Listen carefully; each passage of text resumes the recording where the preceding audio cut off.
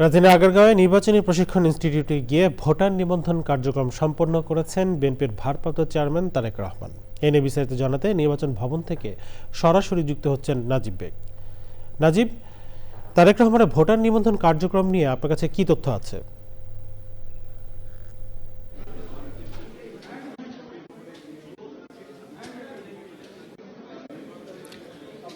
হাসিব, একটু আগে নির্বাচন কমিশন সচিব আমাদেরকে ব্রিফ করেছেন।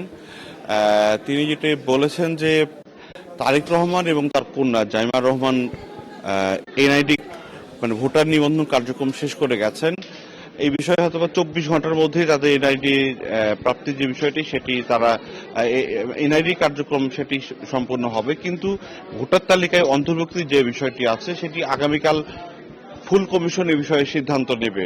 অর্থাৎ এইটি তো যেহেতু নির্বাচনের তফসিল ঘোষণা হয়ে গেছে, তফসিল ঘোষণার পরে এটি নির্বাচন কমিশন ভোটার তালিকায় অন্তর্ভুক্তি যে বিষয়টি সেটি আসলে ফুল নির্বাচন কমিশন তার বিশেষ ক্ষমতায় করে থাকে ভোটার তালিকা আইন অনুযায়ী।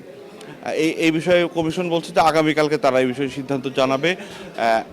তারা মূলত ঢাকার যে গুলশানে যে তাদের বাসভবন আছেন সেই ঠিকানায় তারা ভোটার তালিকায় অন্তর্ভুক্তির জন্য আবেদন করেছেন তারেক রহমান।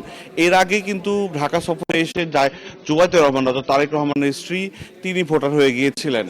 2007-08 সালে যখন কেয়ারটেকার সরকারের সময় যখন শামসুল হুদা কমিশন যখন এই ছবি সহ ভোটার নিবন্ধন কার্যক্রম শুরু করে, সেই সময় কিন্তু তারেক রহমান 11 সরকারের মামলায় কারাগারে ছিলেন। পরবর্তীতে চিকিৎসার জন্য তিনি লন্ডন যান।